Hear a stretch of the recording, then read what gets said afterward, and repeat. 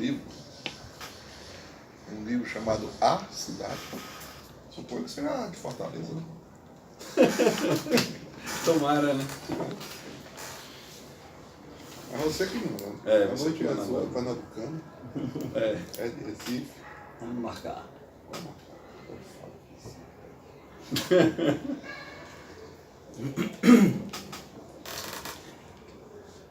Senhores críticos, basta, deixai-me passar sem pejo, que um trovador sertanejo vem seu pinho dedilhar. Eu sou da terra onde as almas são todas de cantadores, sou do Pajeú das flores, tenho razão de cantar. Não sou um Manuel Bandeira, Drummond, nem Jorge de Lima, não espereis obra-prima deste matuto plebeu. Eles cantam suas praias, palácios de porcelana, eu canto a roça, a cabana, canto o sertão que ele é meu.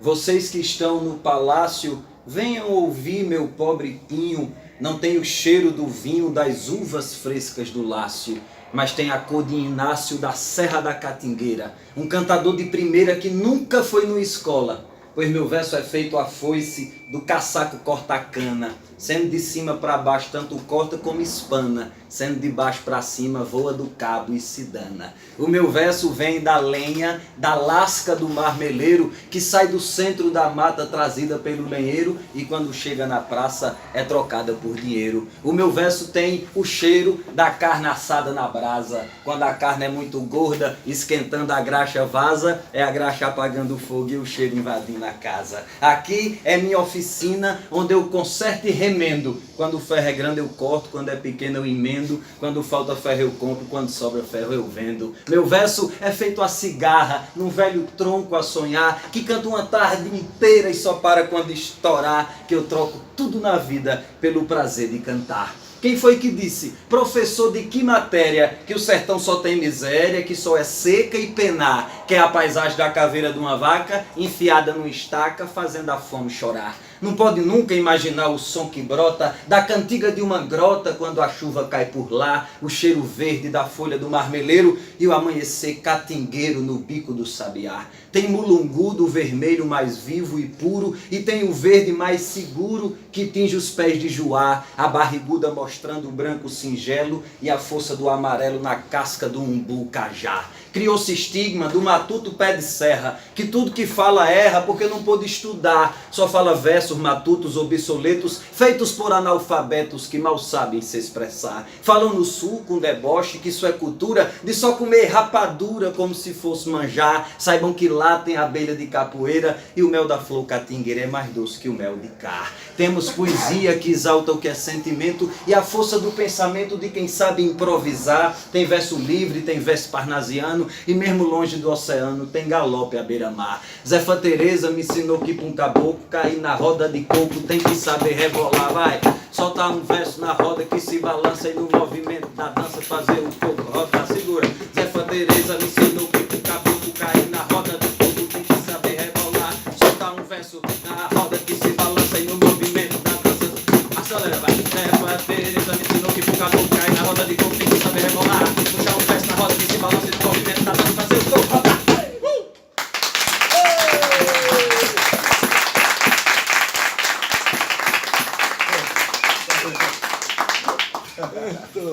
Bem, boa noite, minha gente. Faz a coca. Boa noite, rapaz. Boa noite, rapaz. Agora. Bem, Elas estão fundidas. tá o quê, homem? Fundidas. Ah, eu fui pensando que era melhor ainda. Tá bom. Não se pode ter tudo, né? Não, uma cocadinha Quando se fundida. ganha o pão, não se come a carne, dizia minha avó. Gente, minha primeira palavra é de agradecimento, claro. De agradecimento a meu querido Glauco, que se lembrou de mim.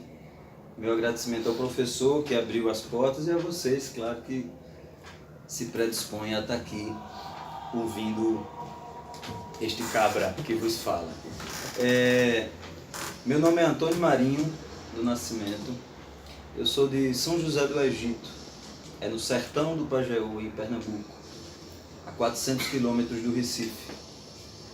E é uma cidade historicamente ligada à cantoria de viola, ao repente, à poesia oral e às formas que circundam essa matriz, a oralidade. Então, o repentista, o embolador, o improvisador do coco, o poeta do cordel, de literatura de cordel, o poeta popular, que não é exatamente cordalista, mas verseja nos estilos da poesia popular. Então, essa região se destaca nisso. E não se destaca por coincidências ou por obra mágica. Há um percurso do povo, há um desenvolvimento social e antropológico do povo ligado a uma família, que é uma família de poetas, né? Claro que não há só um processo social acontecendo em lugar nenhum. Tudo que está se desenvolvendo existem microprocessos, mas é uma região ligada a uma família que eu vou esclarecer aqui para vocês. Mas fiquei muito feliz com o convite. Já fiz conversas como essas em muitas oportunidades, mas em eventos mais ligados à literatura, a coisas mais lúdicas da arte mesmo. Uma coisa com enfoque acadêmico eu ainda não tinha feito. Dei palestras em universidade, mas com total licença para falar como quisesse, não vindo realmente para discutir um tema. Mas fiquei feliz academicamente também. Eu sou formado em Direito, mas sou gente boa como vocês. Não tem problema, é uma questão que a gente não precisa nem espelhar isso. Então eu sou advogado com muito orgulho. Nunca assinei uma petição na vida, mas por bom motivo, porque a poesia nunca deixou, nunca me deu tempo, graças a Deus. Tá dando para comprar o leite do menino com essa conversinha agora. Poesia, aí eu não vou pro direito, mas acho o direito maravilhoso. Continuo estudando, fiz uma especialização em direitos humanos, sou aluno de um mestrado da Católica, não exatamente em direito, em economia criativa, mas pode trabalhar direito autoral, patente, enfim, tem toda uma ligação. Então, como estudante, acadêmico, também pesquisador, fiquei feliz de poder estar em outro lugar, em outro ambiente de pesquisa, em outra comunidade, e de certa forma com algum grau de pertencimento, porque, se eu não me engano, é jesuíta também aqui. Aqui não, a gente... Só é católico, mas não é jesuíta. A gente está resistindo a eles todos, né? Não, é porque a católica lá que eu fiz é jesuíta, né? Eu pensei que fosse uma rede só. Os jesuítas não quiseram, não. Estava muito enferrujado, a jesuíta não queria. A jesuíta não deu, não. Entendeu? Mas enfim, estou muito feliz. Então, eu tenho na minha vida essas duas matrizes de fato, o direito e a poética. Essa família que começou a colonização, vamos dizer assim, é a família que, entre os seus galhos, entre as suas ramificações, vem a minha família, a partir do século XIX, é que a gente tem tudo documentado da minha, né? Mas vem. Rapidamente, para contextualizar vocês, no começo do século XVII, um judeu cristão novo, fugindo da Inquisição, sai da capital, sai do Recife. Inclusive um dos fundadores, ele foi um dos fundadores daquela primeira sinagoga das Américas, que é no Recife. E de lá ele foge para o interior da Paraíba, para a cidade onde hoje é a cidade, o lugarejo onde hoje é a cidade de Teixeira. Chamava-se João Nunes da Costa. Esse sujeito chegou na cidade, começou a trabalhar, construiu a vida, casou lá. E na segunda geração da família dele, aliás, na terceira, ele foi a primeira, teve o filho, 3 netos de João, Agostinho, Nicandro e Nicodemos, foram repentistas, foram poetas. O pai, Agostinho, já começou a cantar. João foi o avô, Agostinho o filho, e os netos eram Nicodemos, Nicandro e Ugolino. Os 3 filhos, Nicodemos, Nicandro e Ugolino. 3 filhos de um poeta que, por genética ou por meio social, isso a gente vai chegar daqui a pouco também viraram poetas. Essa eu estou falando aqui do fim do século XVIII, começo do século XIX, que no interior do Nordeste era um sítio, uma floresta desabitada, uma caatinga. em plena colonização, né? Se hoje ainda temos muito espaço inabitado, imagina naquele tempo. Então, uma família que foi colonizando o lugar, foi povoando o lugar. E naquele tempo era comum primo casar com primo e tal, né? Só tinha o povo mesmo à disposição, tinha que se virar, né? Os pouquinhos que tinha. Então, aquilo foi de certa forma apurando e depurando, né? Isso tudo aconteceu na Serra do Teixeira, na cidade do Teixeira, que é no interior da Paraíba, pegado com o Pajeú, que é a região de onde eu venho, em Pernambuco.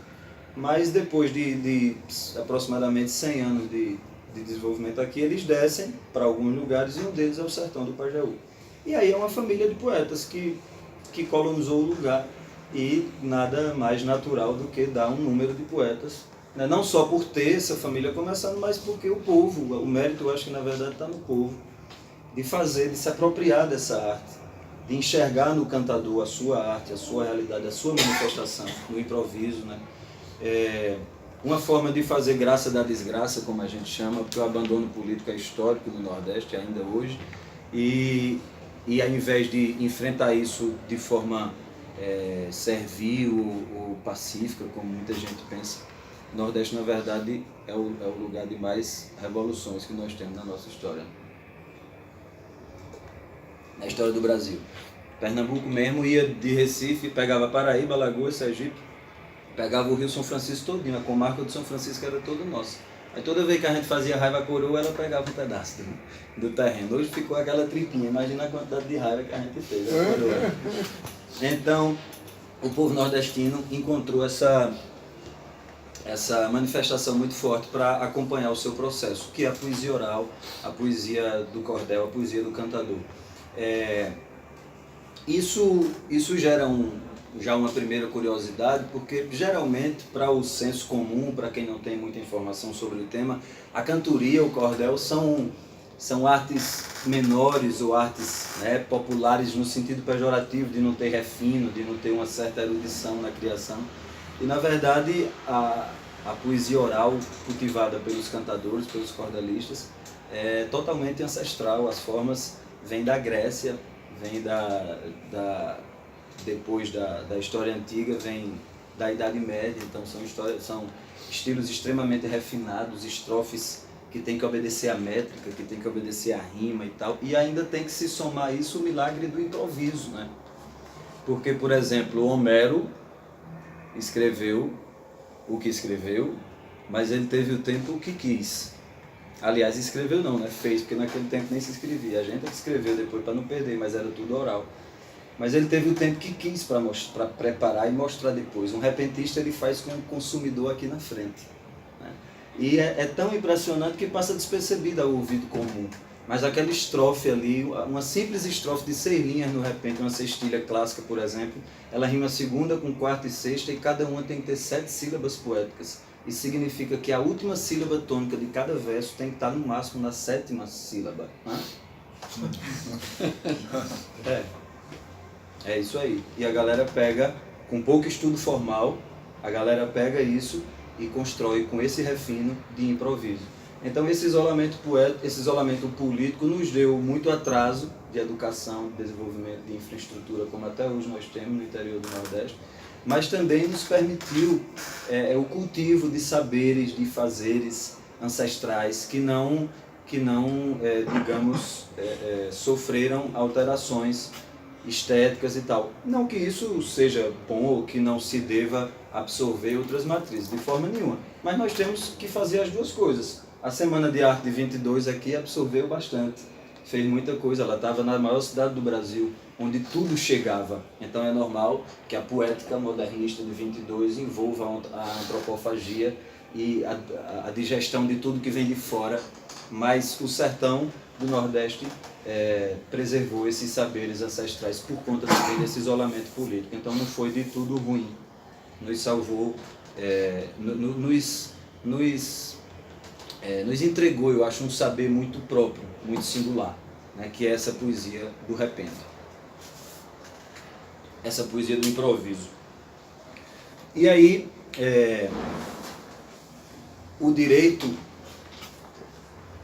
quando a gente estuda uma poética. Se você vai lá para Aristóteles, para a obra de Aristóteles lá atrás, que é o grande marco da poética, 300 anos antes de Cristo e tal, Aristóteles faz uma análise oral também, uma obra oral também, repassada pela boca.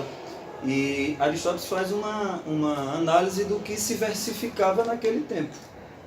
A poética ele se limita a analisar as formas que se usava no tempo que ele estudava. Acho que tem um ganho muito grande na obra que vai além de fazer poesia, é falar sobre fazer poesia. Que muitas vezes a gente tem a arte, o saber popular tem a arte, mas não dimensiona, precisa vir a academia, precisa vir atores externos que ajudem a dimensionar aquele bem que a gente tem, que às vezes o cara que é protagonista do saber popular não sabe que tem aquele valor, que tem aquela dimensão. Mas a obra de Aristóteles ajuda nisso. Enquanto se fazia poesia, ele também falou sobre fazer poesia, sobre como estava se fazendo. Mas a obra dele e a maioria do que se vê sobre poética é uma obra é uma análise do fato. Pega-se a obra de Fernando Pessoa, analisa-se a obra inteira, e aí vem todos os estudos de quantos octossílabos ele usou, e quantos decassílabos, e quanto pai na primeira fase, na segunda fase, o poeta inglês, o poeta africano e tal, e os 127 heterônimos. Faz essa análise descolada, a maioria das vezes é assim que eu vejo, descolada do desenvolvimento humano, pessoal do poeta. E eu acho que é só isso que faz a diferença entre um poeta e outro. Eu acredito de verdade que a poesia que habitava Dostoiévski ou Tolstói lá na Rússia é a mesma poesia que habita um repentista do interior do Nordeste. Agora, um nasceu na Rússia, um nasceu na Sibéria e outro nasceu em Pilar, no sertão da Paraíba, ou em São José do Egito. E essas pessoas vão comer, vestir, falar e se comportar como quem nasceu no interior da Paraíba e como quem nasceu na Sibéria ou na Rússia. Então, a poética, para mim, tem que vir acompanhada dessa formação. Ele nasceu onde? Ele comeu o quê? Quem foi que criou ele? Teve pai, teve mãe, era filho único? O que envolvia isso? Eu comecei aqui com um poema extremamente afirmativo, digamos assim, né? Até meio que na defensiva. Senhores críticos, basta, deixai-me passar sem pejo. Isso foi uma coisa proposital, porque a poética do Nordeste, ela vem sempre a partir da resistência. Ela é sempre de resistência, essa poética popular, exatamente por sofrer historicamente um preconceito, uma discriminação. Quando Patativa diz, seu doutor me dê licença para minha história contar, esse seu doutor me dê licença para minha história contar, de Patativa não é servil, nem subserviente, não, é irônico. Seu doutor que pensa que porque é doutor, aí está entre a linha da poética. Aí você tem que conhecer Patativa, porque só conhecendo a figura de Patativa você saberá que nunca poderá ser subserviência aquilo. Porque Patativa era um homem de muita integridade, de muita dignidade, consciente do valor que tinha, que não falava errado, como botava no poema. A construção do português errado, coloquial, né, era mais uma denúncia. Era mais uma exposição da falta de educação formal que o povo sofria. Então você tem que conhecer Patativa para saber que ele não é subserviente. Senão você pensa que ele está dizendo, seu doutor, me dê licença para a minha história contar. E ele está dizendo, seu doutor, me dê licença, sai do meio. Você já passou 500 anos mamando, agora me dê licença para a minha história contar. Meu irmão, se ligue. Esse é Patativa. Mas como pensar assim sem conhecer Patativa? Eu conheci. Olha aí. Eu não tive essa honra, mas ele foi grande amigo do meu avô. Meu avô era Lorival Batista, grande... no mundo do repente é bem conhecido. Lorival Batista grande amigo do Patativa, grande amigo dessa turma toda, Luiz Gonzaga e tal. Então eu venho dessa poesia oral, dessa poesia sertaneja. Oral não só porque se faz oralmente, mas porque ela precisa da oralidade para o seu, eu gosto de chamar estado estético ótimo. É bonito isso, né? Bonito. Eu digo a todo mundo, não pegue não, que é meu doutorado, não pegue não. Estado estético ótimo, ninguém disse isso ainda. Guarda aí, doutorado tem que inovar, essa porra toda tem que inventar um negócio seu. Só para vocês terem ideia do que eu estou dizendo. Lorival Batista estava cantando com Pinto do Monteiro, dois grandes repentistas do Nordeste. Pinto terminou um verso dizendo: em matéria de paisagem, a minha ideia é fecunda. Louro diz: sábado, domingo, segunda, a terça, a quarta e a quinta. Na sexta não me faltando a tela, o pincel, a tinta. Pinto pintando o que eu pinto o que pinto pinta. 2 sextilhas. Se você vai ler isso, Louro disse: sábado, domingo, segunda, está desmetificado. Lembra que a última sílaba tem que estar, a última sílaba tônica tem que estar na 7ª do verso? Aí se você disser sábado, domingo, segunda, eita, está na 8ª. Mas o sábado termina com dó e o domingo começa com dó. E na oralidade ninguém diz eu vou sábado, eu vou domingo. A gente diz eu vou sábado, vou domingo. Então o Louro diz sábado, domingo, segunda, ele engole uma sílaba. É a elisão poética. Sábado, domingo, segunda, aí vê, sábado, domingo, segunda, ó, na 7ª. Então, não é só porque ela é dita, é porque ela precisa ser dita muitas vezes para obedecer a infinidade de regras que ela tem que obedecer. Então, daí vem uma primeira característica muito forte entre o direito e a nossa poética, que é o uso da palavra. O uso da palavra em todas as suas formas. Escrita, porque a gente tem que escrever depois, senão a gente perde o que o repentista disse. Graças a Deus, hoje todo mundo tem um troço desse ali, ó. Isso é para me entregar depois, Bolsonaro. Filmando aí. Então, todo mundo tem aquilo. Então, o poeta pode ser filmado dizendo. Você já vai ouvir em seu estado estético ótimo, né? Mas, quando não se tinha isso, quando era antologia, você via uma estrofe prejudicada, esteticamente prejudicada, porque não estava sendo dita. Então, o direito também é uma ciência dita e escrita. Dita em sua essência, né? Porque nós temos que argumentar no direito. Basicamente, o que nós temos é que argumentar. E escrita porque não dá para ficar mandando recado para juiz, tem que escrever, né? Então, mais uma vez, é escrita pela necessidade do registro. É uma primeira característica de coincidência. Gente, pode interromper, viu? Pode falar, fica à vontade. Se vocês estão olhando, dizendo o que é que esse povo está dizendo, fica à vontade, a gente está aqui para conversar. Então, é mais ou menos isso, né? Eu não vou me atrever a definir direito aqui, né? Pelo amor de Deus. Não precisa, até porque tem várias. Eu só coloquei aqui Kelsen e Aristóteles como 2 referências, um da poética, outro do direito, porque Kelsen, né, ele tinha que dizer alguma coisa sobre tudo do direito. Acho que o pobre morreu sem conhecer nada no seu livro, mas tudo bem. Alguém tinha que fazer isso. Kelsen é sempre uma referência para todo estudante de direito. Coloquei aqui os 2 conceitos gerais e do que deles sai, né? do que deles a gente pode absorver. Eu acredito que o direito é o idioma, é a fala da política, né? É como a política consegue falar. Sem o direito, o princípio fica na nossa cabeça, né? No imaginário. No pântano frio da boca, como disse Tiago Melo no Estatuto do Homem, mas ela precisa de um diálogo, e quem fala é o direito. E a poética, a poesia em si, é a fala da arte. Eu tenho um conceito de poesia um pouco mais romântico, um pouco mais aberto, eu não me centro no poema. Eu conheço poetas que nunca escreveram nada. Então eu acho que poesia, na verdade, é o alcance do outro, a partir da energia criadora que traduz uma dor, um riso que você nem conhece. Você faz uma música, ou um quadro, ou uma performance, uma intervenção, e traduz a dor de um cara de outro lado do mundo. O cara diz: é exatamente isso a minha vida. Minha vida é isso aqui. Você não quis fazer isso. Ou quis, mas não diretamente com aquela pessoa. Então a poesia é esse alcance. E por ter essa visão mais romântica, eu acho que assim como o direito é a fala da política, a poesia é a fala da arte, né? E a poética é como esse poeta interlocutor se formou e se comporta. Então, no Brasil nós temos muitos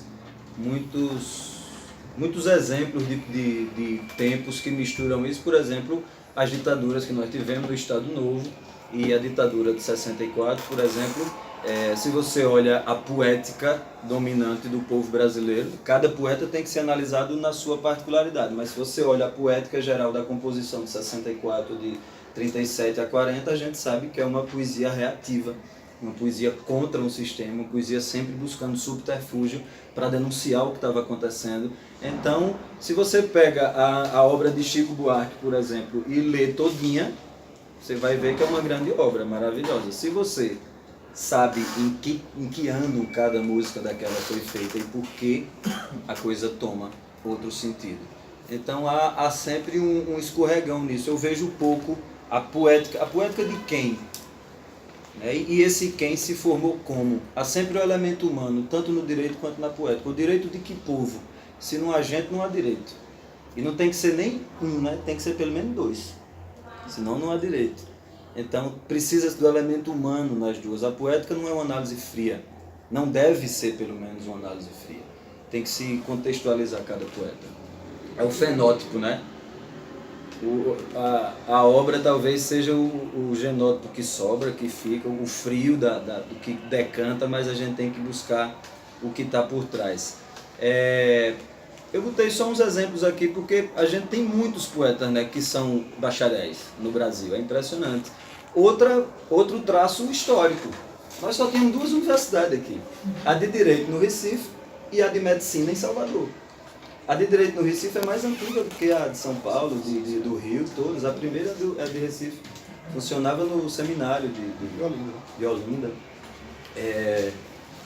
É a primeira, mais antiga, maior do mundo, né? Pernambuco tem que ser sempre a maior do mundo. É a mais antiga, maior do mundo. O povo vai gostar de não ser, é? porque ele vai lá pro shopping, esse é o maior shopping da O América maior do Sul. shopping. Pois é. É aquela velha história, o Alagoano Beberibe. esqueceu que é pernambucano. O Beberibe junta. Rebelde. O Beberibe junta com o Capibaribe para formar o Oceano Atlântico, a gente sempre esquece isso, mas a galera não. O pessoal não entende, né? Que O Pajeú só tem, o São Francisco só tem água que tem porque o Pajeú, o rio da gente lá, deságua dele. Agora, se você olhar o Pajeú, é uma poça de lama, desse tamanho, mas eu estou dizendo mesmo. Eu não sei, Pernambucano é uma raça muito Pernambucano é interessante, verdade. que ele chega lá, tudo pra ele é melhor. Mas porque aqui em Recife, eu disse, mas parece até aquela. Porque aqui em Recife, A gente- tô lá É em a Veneza Maceió. brasileira, Eu tô né? lá, aí o cara chega lá, e a Veneza vai dizer, bicho, eu fui pra Veneza. Aí ele disse, pô, Pernambucano nunca foi pra Veneza. Não tem nada a ver, Pois cara. é, Recife é muito melhor. Mas porque você vai chegar- Aí o cara vai comparar Veneza com isso, aquela merda. Pior que não é um, são logo 2 pernambucanos. Entendeu? E Recife dá uma surra em Veneza. Então Veneza devia botar na entrada dela a Recife italiana.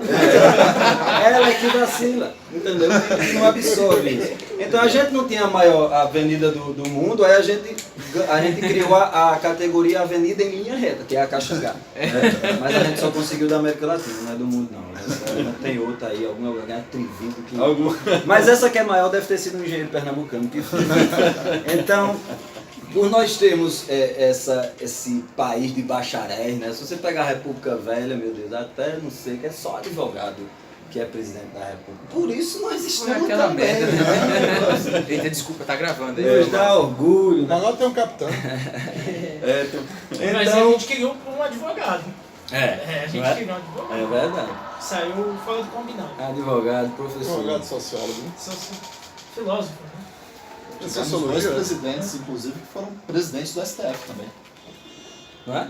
Então sempre o bacharel, sempre o Eu não direito. sabia disso. E de fato é a fala da política, né? Como é que é? eu acabei de dizer. 2 presidentes da República também foram presidentes do STF, né? O Epitácio Pessoa e o... Ele tinha sido presidente do STF e foi eleito presidente do Brasil, é isso? Isso. E tem também ainda a fase de transição entre Vargas e Dutra, que aí é o José Linhares, Cearense. cearense. E o outro paraibano. Complicado. Ali, ó. Se tivesse pernambucano, tinha... Pronto, o que foi pernambucano foi o maior de todos os tempos. Mas o primeiro sempre é um alagoano. É Só verdade, pra você tirar, é verdade, só pra você não ficar. Né? Eu disse, a República vai O começar. segundo também, né? Vai dois começar primeiros, com o eu ia alagoano e vai terminar com um. Quando o alagoano voltar pro poder, vai acabar a República. Começou com um golpe, né? Marechal. Porque ele era monarquista. É verdade. E nós já tivemos outro alagoano, né? É quem Não foi também muito bom, é não. monarquista. Ele é monarquista também. Ele não era alagoano, ele era carioca. É, mas... Ele é carioca, por isso que não acabou a República. Vinha do Quando sul, voltar né? um povo, é profecia. Quando o alagoano foi eleito, acabou a República. Se prepare. Já era, vai vir outra coisa aí depois. Anota isso aí, viu, galera? Pra gente saber quem vota. Bolsonaro nasceu aqui, pô. Infelizmente. Então, um bom sinal, ainda não vai acabar não, ainda vai ter as dores aí. É de Eldorado. São Paulo. É uma cidadezinha Eldorado. O El País está fazendo uma retrospectiva sobre a história dele. Isso aqui é nosso, velho. Pelo amor de Deus, circula Inclusive aí. que o pai Tira dele seu canal, exercia canal. regularmente a medicina e foi preso por isso. Como é que é? O pai do Bolsonaro exercia irregularmente a medicina e foi preso por isso. Vendia remédios, falava que era doutor, veio da Itália, mas não tinha formação nenhuma. É fake news, rapaz. Não é é El País. Tem que ver isso aí. Fake fala.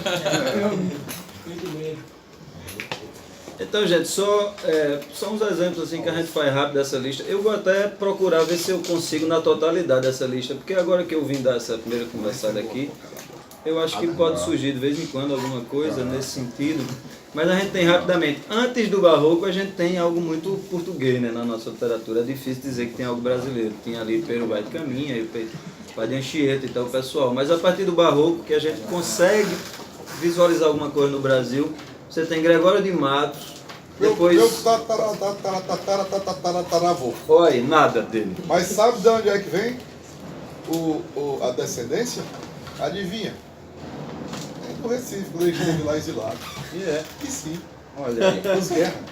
a maior família do mundo. É. Então aí vem, enfim, a Arcadim Roma vem as escolas, você tem Cláudio Manuel da Costa, Alvarenga Peixoto, Tomás Antônio Gonzaga, Gonçalves Dias, Tobias Barreto, Castro Alves, Raimundo Corrêa, Augusto dos Anjos, Vinícius de Moraes, Pena Filho, enfim, tem uma infinidade de poetas que não só são poetas brasileiros, são poetas de destaque, são poetas que de alguma forma protagonizaram um momento, um movimento